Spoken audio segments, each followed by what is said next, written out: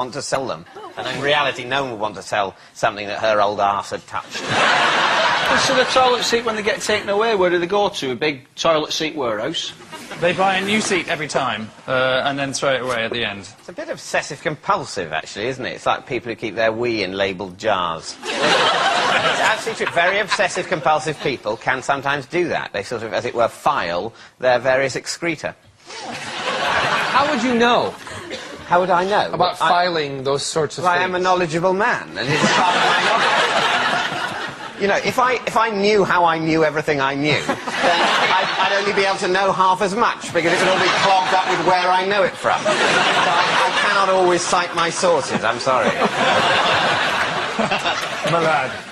Yes. There are other artists who do the same thing. Janet Jackson and Mary J. Blige also insist on having their toilet seats removed. So what are you veering towards? Well, it's pretty true. I think it's feasible. It's feasible. I'm just worried about these stars with huge warehouses full of old loo seats. I don't know why I'm worried about them. There's no reason why I should give a shit whether they live or die. She's not doing it, is she? She's not got the spanner and putting her thing on. So someone else is coming in, she's totally unaware of it, just gets done, one of those things. Are you, Madonna, I want to get off early. Are you going to need to go again before the end of the gig, or can I remove it now? Because, you know, I want to get home before 11 if I can, so will you need another shit tonight? I mean, it's fine, I can wait. But maybe you could go now, if you're ready. So maybe it's not true. No, go with your gut instinct. OK, we say it's a lie. You're saying it's a lie, and it is indeed true. Come on. Yep. Sorry. It is true. Madonna does have all her toilet seats removed from every concert venue to prevent them being sold on eBay. She also had all the decent songs removed from her last album to prevent them being sold at HMV. Lee's team, your teaser. Tony Blair proposed to Cherie in a bumper car. To me, they look more like roller coaster people, don't they? That's sort of like... That's why her face is always like that. Yeah, that was the joke. It was a visual. It was a visual. You know. Hey, listen, I'm shit at time travel. Don't worry about it.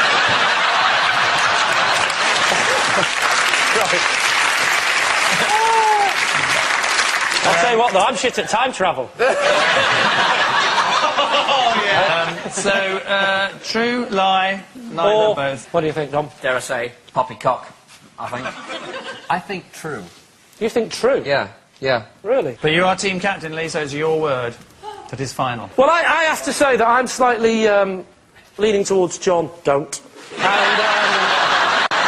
And I suspect that actually that could be true as well. And also it explains a lot as well, because there's a massive metal bar at the front, isn't there?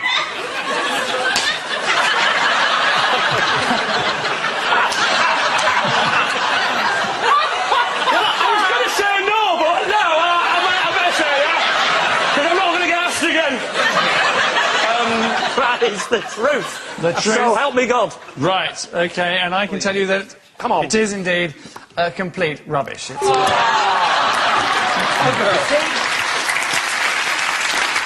a lie. Tony Blair did not propose to Cherie in a bumper car. Cherie doesn't like going to fun fairs. Everyone thinks that if they throw 3 balls in her mouth, they win a foam Shrek. Round goes by the grammatically challenged title of This Is Mine, in which Lee's team all claim to have a close connection to tonight's special guest person. Only one of them is telling the truth, and it's up to David's team to seek that person out and speak his name. So please welcome this week's special guest person, Mark.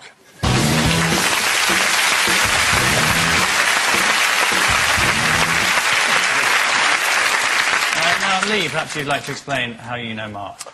Well, this is Mark. Hi, Mark. And, don't say hello, you rude bugger.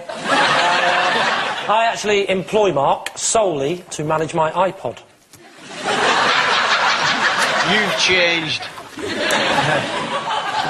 John, what is Mark to you? I cut the ribbon at the opening of Mark's Karaoke Superstore. And finally, Dom, what's your relationship with Mark? Well, Mark's a good mate of mine, and we used to be in a magical double act, and we used to be called Mysterio and Mark. So, So there you are, a professional iPod manager, according to Lee, a karaoke shopkeeper, if you believe John, or a former magical partner of Dom's. David, time to interrogate the enemy. This double act, what was it called again? Mysterio and Mark. So you chose Mysterio as a name, and he chose... Yeah, and that's the reason why we had to part separate ways in the end, is just because he was just Mark and had to go. OK. And weren't you expelled from Magic Circle? Yes, I was. For being a very naughty little wizard. So, Lee... Yes, David? When did you come to the point of realising that your iPod had just got on top of you and you needed to get in some help? No, I've got hundreds of albums. I bought the iPod, and I don't know anything about computers, so... It strikes me that an iPod is a machine for putting music on itself, right? You already have a machine for doing that, and you're paying a person to work that machine. I mean, do you use your own toaster, or do you also subcontract that? So I don't know, I mean, I know nothing about electricity, and, so I just give him the bread, tell him where the toaster is, and some sort of miracle happens, and it's just a lot quicker that way. It's all right for you with your private education. I don't understand the basic principles... They did not, Shut up, posh boy, I'm speaking! I'm telling you now that I understand the concept of getting it from the machine to the iPod. If I'm going to be honest, I don't know how you get it onto the computer in the first place. Right. Okay. Unless you put the CD in, which takes forever. Putting the CD in does not take forever. How does it get from the computer onto the iPod? Down a wire. I mean, you don't have to stand over it. The computer will just sort of do it for... I'm a control freak. I know! I know what's going to happen! If you're a control freak, why are you letting someone else do this? If you're so... David! Furthermore, if I can ask you to shut up this time, So you didn't have the guts to say you're working class piece of scum? It's funny, isn't it? I actually didn't have the time to get it out, because you'd already interrupted. David, before you get too angry, it is possible that he's lying. Okay. That is the case for Lee. Yeah. We have one more. It'll be John, who claims that he's a karaoke shopkeeper. What is a karaoke shop? A shop that sells karaoke stuff. John, how much were you paid? How much was I paid? Yes. You didn't do it for charity, let's face it.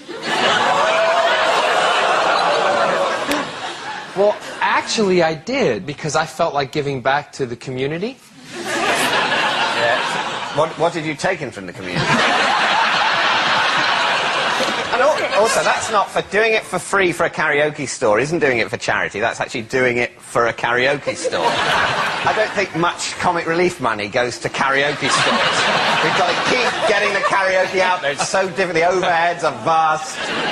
So this is like a high street store where someone who's just wandering past, getting some vegetables, maybe a book at Waterstones, or maybe I'll fit out a karaoke bar. It's in an industrial estate, not on the high street. Whereabouts? I don't know the exact Oh, location. you lying bastard! Wouldn't you just love a Doctor Who villain to talk like that, oh, you lying bastard! A decision. So David's team is this man, Lee's labour-saving iPod technician, John's karaoke aficionado, or Dom's illusionist cohort. Well, I mean, the thing is, Dom...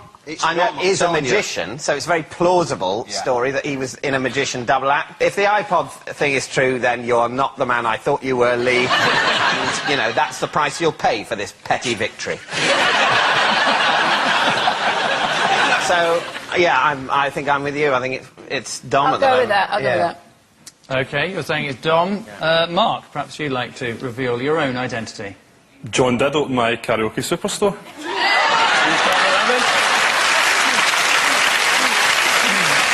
Thanks for that. Thanks very much and well done to Mark.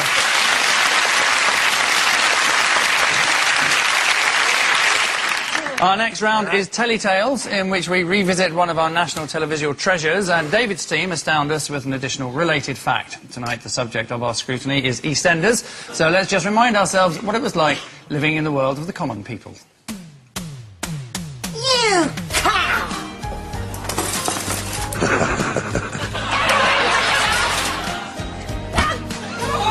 I'll come down here and give you a dry slap. You slut. You another one? No, I don't think so. Shut up, I'm not